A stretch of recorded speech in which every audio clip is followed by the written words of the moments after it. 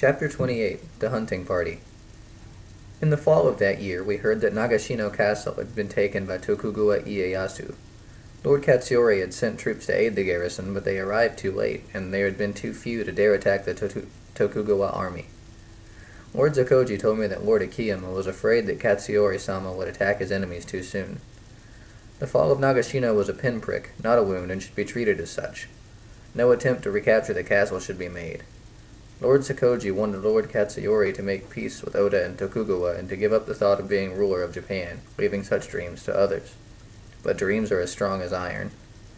They say that a wild horse can be tied with a spider's web. Certain it is that a man can be tied by a dream. That winter, Lord Zokoji continued to be friendly to me, but although he knew I had considered myself a suitor for his daughter, he did not mention again the idea of adopting me. I once asked Wada Kansuke if he would consider acting as my go-between. He asked with a smile where I would keep my wife, for he thought my room hardly large enough to make a home for a family. When he saw how downcast I looked, he took pity on me and tried to comfort me by saying he would speak to Lord Akiyama when he judged the moment opportune. Lord Zokoji's friendship was too valuable to lose by some hasty act. The old samurai was a stickler for form, and any sign of impropriety would have upset it. It is always difficult to see your last child married and becoming the wife or husband of some stranger. It will make him an old man too, don't you see? Kansuke pointed a finger at me. Soon after you are married and he has adopted you, you will wish to be the master of his estate, and he will have to be satisfied with playing with his grandchildren and sitting under a cherry tree. I could not help laughing, for there was truth in what he had said. I was ambitious, ever dreaming of rising above the station I occupied. Power and fame. Yes, I wanted both as much as Takeda Katsuyori. Not until spring did Lord Zokoji mention the subject again, and then it was not in a manner that made me more hopeful. He invited me to his room, and tea was served by Aki. This time neither she nor I blushed when we saw each other. As she left, she smiled shyly. I felt my heart beating faster, and I swore to myself that she would be my wife. What her father had to say did not encourage any such thought, for the old samurai talked long and gloomily about the cherry blossom that we praise because it is so short-lived. The life of a man is like the morning dew, which can bestow pearls on the grass, but the sun of noon makes them disappear, he said. All our ambitions and hopes are but vanity which keep us from the way. If we have not ambitions to form our hopes when we are young, sir, would there be any palaces or even temples to worship in? I asked, while I thought, to the old life is in truth short, and then they forget to the young it is long. It is not the wisest of men who build palaces. The sages thought a roof to keep out the rain sufficient. Lord Zokoji lifted his teacup to his lips. The cup was even more lovely than those he had used on the journey.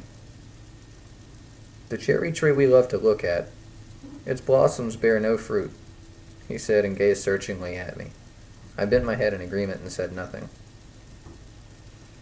When summer broke and the evenings were soft and the young bamboo shoots had grown long and bold, Lord Akiyama arranged some hunting parties. It took along young samurai of high rank, the sons of his captains. I, too, was invited. We would usually spend a couple of days on such expeditions, camping out at night and roasting some meat on the open fires. Lord Akiyama had plenty of sake brought along, and such parties were very merry, our master himself being the most boisterous of all. Now that he was nearly 100 years old, he seemed to have acquired a taste for pursuits that more commonly pleased the young. He held archery contests, horse races, and wrestling matches, and gave generous prizes to the winners. It was as if he had changed character, and the older samurai especially would discuss this endlessly without being able to find a reason that satisfied them. Once, as I was getting ready for such a hunting excursion, Wada Kansuke asked my opinion of the change in Lord Akiyama. It is his lady, I said with a laugh. Our lord is in love with the wife he has gained in the castle. Notice, too, that he dresses more like a young samurai than a lord and a leader. Surely he has too much sense for that. Wada Kansuke gave me a sour look. Love is for the young. A newly built house is slow to catch fire, whereas an old temple can go up in flames if the priests rub their prayer beads together too fast. I was looking forward to the hunt and enjoyed teasing my friend. One chop with an axe will cut a sapling in two, he admonished. A storm will fell the tallest tree in the forest and only bend the sapling, I rejoined. That is true. Wada Kansuke looked very serious, as if a new thought had suddenly struck him. He knows, you see, that this will be the last summer for most of you, and so it pleases him to see you all happy. Yes, that is the reason. The old samurai looked contented as he came to explain this explanation for his lord.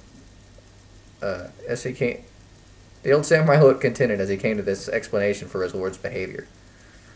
That may be true, I said, for I was much too fond of Watakansuke to disagree with him. I realized that he had given to Lord Akiyama motives that would certainly have been his own had he been in his place. There was no doubt about it. Watakansuke chuckled at the thought. He plays with you as a mother will play with a child before it is put to bed. I had just slung my quiver full of arrows onto my back and was ready to go. The old samurai's words made me pause. So you think there will be no more summers for us? I asked. I was in no doubt about the bed that my friend referred to.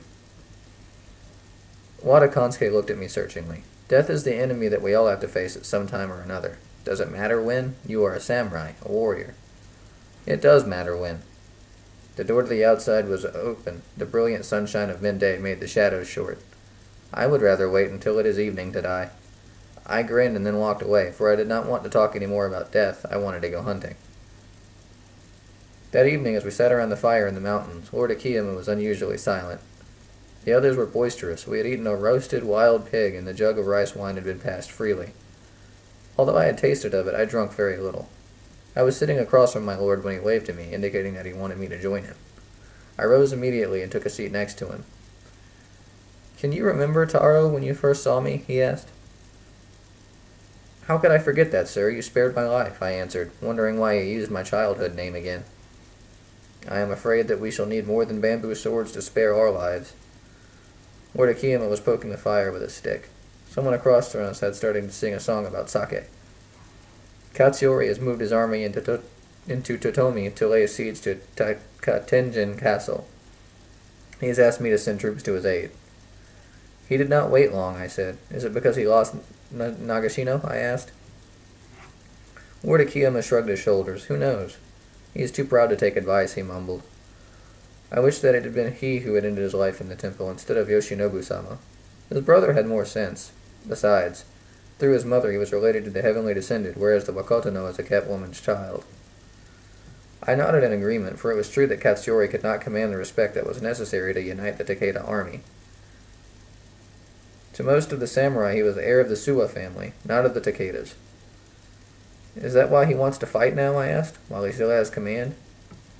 "I wonder if he knows himself." Lord Akiyama threw the stick in the fire.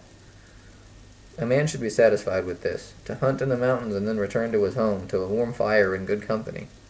Lord Akiyama rose and stretched himself. Then looking down at me, he smiled. "Zakoji has talked of you. He seems to want to adopt you." "Well, I hope he has had more luck than I have and had in adopting sons. Mine turned out sickly and dying." "Maybe I should adopt you," he said teasingly, and when he saw the consternation on my face, he laughed. "I shan't. Sakoji has wealth to give that I cannot surpass." With these words he walked away and was swallowed up by the night.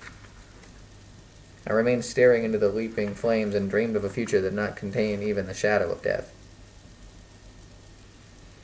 1,000 of our best warriors was sent to aid Katsuyori. Among them was Yoshidoki. Watakansuke went along as the officer in charge of the baggage train. I thought him too old for such a strenuous task and begged that I should be sent in his stead. The last thing I wanted was to leave Iwamura Castle, but the old samurai had been like a father, and I owed him a son's duty. However, he would not hear of it, and when I pressed him, he grew angry. I asked Lord Zakoji to arrange for me to see Lord Akiyama. This was speedily done, but when I expressed my wish to take Watakansuke's place, Lord Akiyama laughed.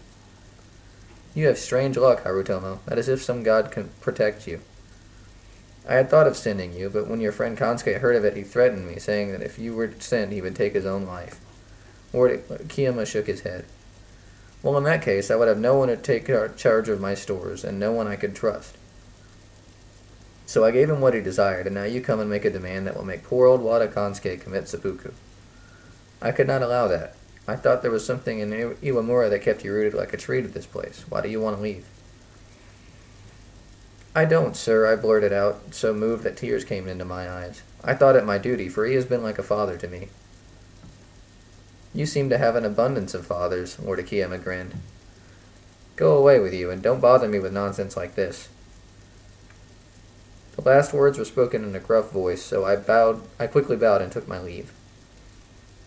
In one day I lost both of those who had been closest to me, for I still felt strongly that I should never see them again. Watakansuke left me in charge of all he owned. The old samurai was not rich. I was given his room in the castle, which was more spacious than my own little closet. The night before they left, the old samurai invited Yoshitoki to dine with us. This was not only because he was my friend, but Yoshitoki's presence would keep Watakansuke from showing too plainly how much he cared for me. As we parted that night, Watakansuke put his hand on my shoulder and looked at me earnestly, as if he wished to draw a picture of me in his mind. Then he pushed me gently away. At first I had thought of riding along for part of the day with the departing army, but then I thought it better not to do so. Lord Akiyama had sent mostly cavalry to the aid of Katsuyori. This was because in the defense of Iwamura, should we be attacked, bowmen and foot soldiers would be of more use than mounted men. The departing army looked splendid, their banners flying and their well-fed horses pawing the ground in eagerness to trot or gallop. The baggage train had the best of our animals, for it was important that they be able to keep up with the troops. From the top of Iwamura Castle, I watched the departing soldiers until they disappeared from sight.